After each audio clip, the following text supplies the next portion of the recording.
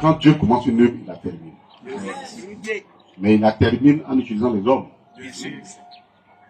Les jeûnes que vous avez fait, les prières que vous avez faites, la souffrance que vous avez endurée, le tout parfois que les gens ont jeté sur votre foi. Parce qu'il faut dire la vérité qu'à partir de 2011, beaucoup de personnes ont douté de notre foi.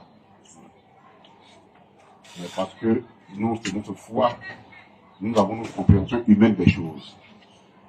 Et on a pensé que ce que nous voulions, nous, les choses doivent se faire comme ça. Or, le plan de Dieu est totalement différent.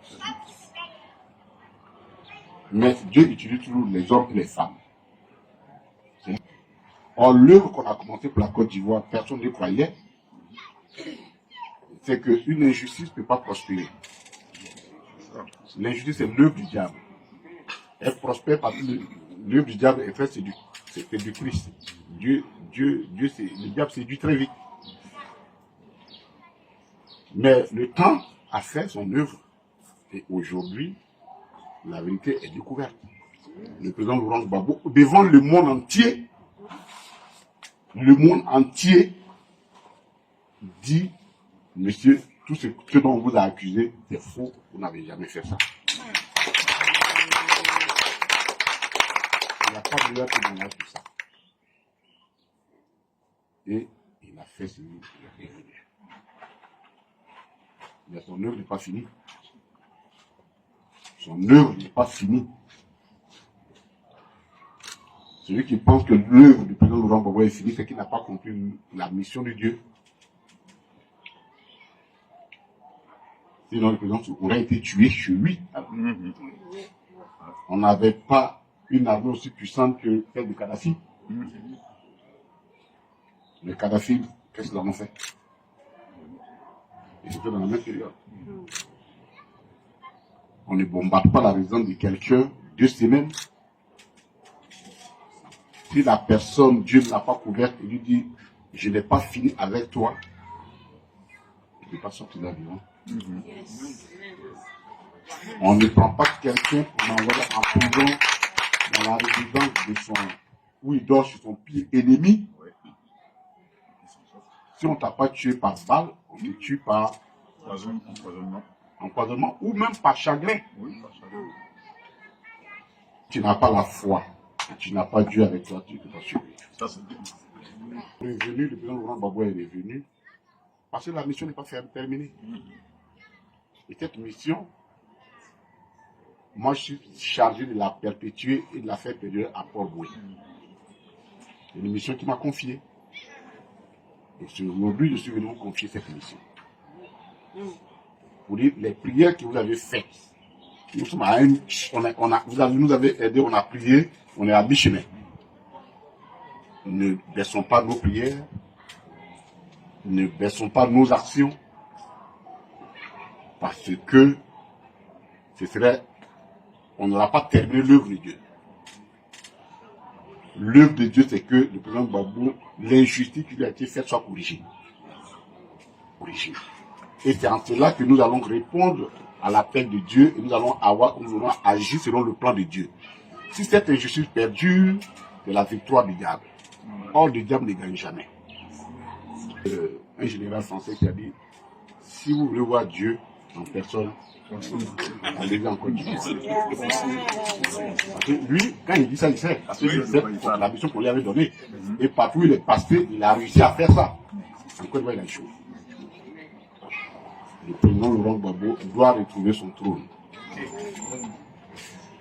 C'est là que l'injustice va être corrigée. Je vous en prie de me croire. Le jour où le président on va prêter serment, le président va s'asseoir fort. Je parle que 80% des Gouvernements vont devenir chrétiens. Ça sera l'accomplissement total du miracle de Dieu au Père de opérer en Côte d'Ivoire, en utilisant notre pays comme le symbole de sa puissance et de sa gloire. Ce pays, parce que Dieu n'a pas encore fini avec lui. Sinon, il n'en serait pas venu. Quand on est chrétien, quel que soit le lieu où vous êtes, vous devez vous comporter en chrétien. Yes. Et moi, je suis vraiment chrétien. J'estime que nos souffrances là, elles sont dues au fait que il y a ce que nous disons et notre comportement n'est pas conforme au comportement du chrétien. Parce qu'un ministre qui vole, tu n'es pas en train de faire un chrétien. Je l'ai dit, et je vais revenir là-dessus. Peut-être des gens m'apprécieront, des gens ne m'apprécieront pas, mais moi j'ai un défaut, je dis les choses telles qu'elles sont, et il y a peut-être des choses à la vérité. J'ai toujours estimé que le politicien qui vient faire la politique avec l'argent, il se fout du peuple. Il se fout du peuple. Si je prends 1 milliard, je dis je suis candidat aux élections municipales à Port-Bouilly. Je prends 1 milliard que je vais vous distribuer. Rassurez-vous, depuis que vous m'avez élu, la première des choses à faire, c'est que je cherche d'abord mon milliard. Et je vais ajouter le bénéfice dedans. Et c'est à partir de quel moment je vais m'occuper de vous.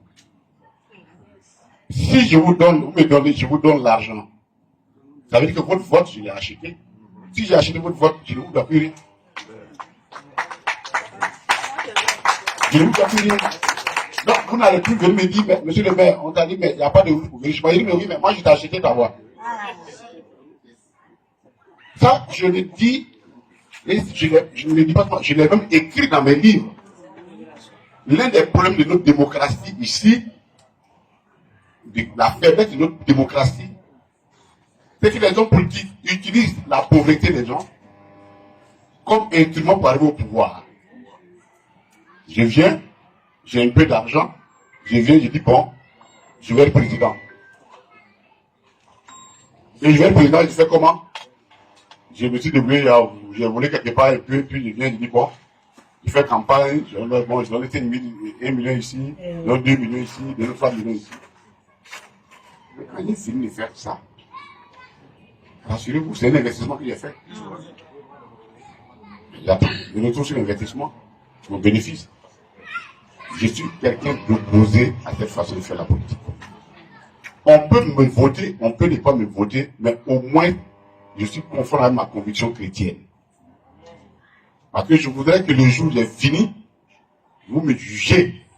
Si je n'ai rien fait, tu n'as rien fait, je ne te vote plus. Mais si je t'ai payé, tu peux pas me dire que je n'ai rien fait. Puisque ce qui est l'argent, j'ai pas pour te donner là, il faut que je récupère. En récupérant, comment je vais voler? Je vous dis quelque chose.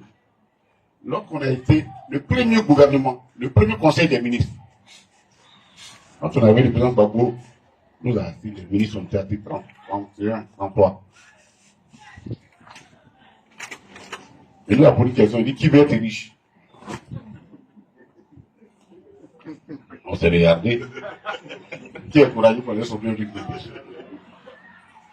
Il dit parce que ici, là, dans cette salle, je ne suis pas venu vous donner des riches.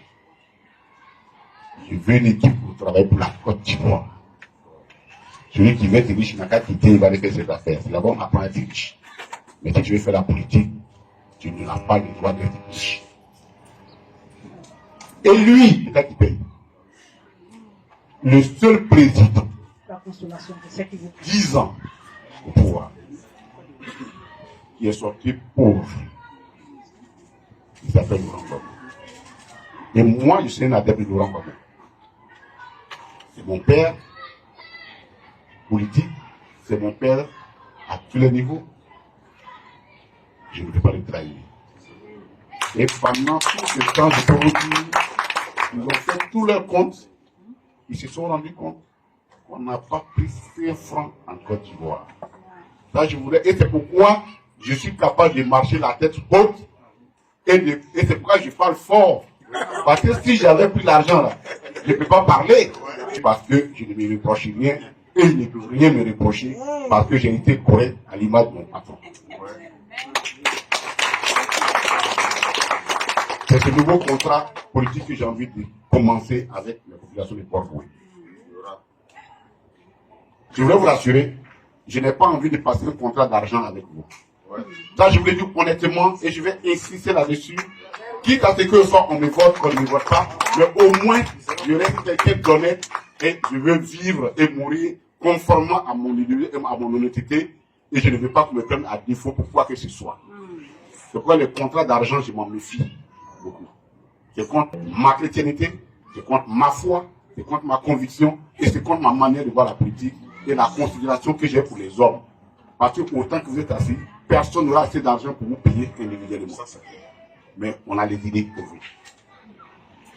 On a les idées pour vous. Salut la team, j'espère que vous avez tous écouté cette vidéo de Kone Katina, qui est une vidéo émouvante, qui est une vidéo touchante, mais qui est totalement une vérité. Quand Dieu décide d'utiliser ses forces pour rendre justice, vous devez mener le combat jusqu'au bout. Parce que si la justice n'a pas été rendue, c'est que le bon Dieu a échoué et le diable a réussi son coup. Ça, c'est la leçon que nous devons tirer dans cette vidéo. En 2010, le président Laurent Gbagbo a gagné les élections. Les forces du diable ont mis le pays à feu et à sang pour donner le pouvoir à Alassane Dramane Ouattara. Ça fait aujourd'hui 3 mandats où Alassane Ouattara est appelé président de Côte d'Ivoire. Pourtant, c'est une place illégitime. Une place qu'il n'a pas pu avoir de manière légale. Il a donc envoyé le président Laurent Gbagbo à la CPI, toujours avec la force de ses amis. Le président Laurent Gbagbo, après 10 ans, sans oublier les 8 mois qu'il a passé à Korogo, où il aurait pu être assassiné, d'une manière avec un empoisonnement, où peu importe le moment, il pouvait même mourir de chagrin. Par la force et la grâce de Dieu, le président Laurent Gbagbo est resté debout. Il est parti à La Haye, il a passé près de 8 ans, où il a mené un combat plus que jamais aussi difficile. Jusqu'après sa sortie de la CPI, de la prison, le président Laurent Gbagbo devait encore faire des va-et-vient pour demander le passeport. Toute forme d'humiliation. Mais le bon Dieu l'a toujours gardé. Aujourd'hui, il est de retour dans son pays. Mais seulement, il n'est pas encore de retour dans son fauteuil présidentiel. Parce que c'est ça l'injustice que le bon Dieu doit réparer. Tout le monde connaissait que le président Laurent Gbagbo ne devait jamais rentrer. Si vous arrêtez un président à son âge et vous l'envoyez à la CPI, est-ce qu'il peut s'en sortir? Il est rentré dans son pays aujourd'hui. Il faut donc continuer le combat pour ne pas donner raison au diable. Il faut donner raison à Dieu. Et pour ça, nous devons continuer le combat de mobilisation. Et le président Laurent Gbagbo doit retrouver le fauteuil présidentiel parce que c'est ça qui est la justice. C'est lui qui l'avait gagné. Mais cette fois-ci, avec plus d'organisation, avec l'avantage que nous allons apprendre de nos erreurs, avec l'avantage que nous connaissons totalement la stratégie des personnes en place et que nous savons comment les contrer. Avec la réalité aussi qui est que les Ivoiriens savent aujourd'hui qui aiment la Côte d'Ivoire et qui n'aiment pas la Côte d'Ivoire. Ceux qui ne réfléchissent pas vont se limiter sur les ponts que M. Alassane Dramane Ouattara a construits, des routes et tout ce qui va avec. Mais ceux qui réfléchissent savent très bien qu'Alassane Ouattara est en train d'endetter ce pays et que les générations futures vont vraiment souffrir. Alassane Ouattara lui-même pleurait déjà quand le pays était endetté à juste 6 milliards de francs CFA. 6 000 milliards de francs CFA. Aujourd'hui, le pays est endetté à près de 30 000 milliards de francs CFA. Vous pouvez donc imaginer. Si à 6 milliards, Alassane Ouattara considérait que la Côte d'Ivoire appartenait déjà aux étrangers, aujourd'hui que la Côte d'Ivoire est donc endettée à plus de 30 000 milliards, Alassane Ouattara pense quoi lui-même au fond de sa tête. La team, ceci étant dit, mobilisez-vous et restez toujours concentrés derrière le président Laurent Gbagbo. Parce que c'est la bonne lutte et c'est la lutte de Dieu, il faut donc aller jusqu'au bout. Restez connectés pour une prochaine vidéo les gars.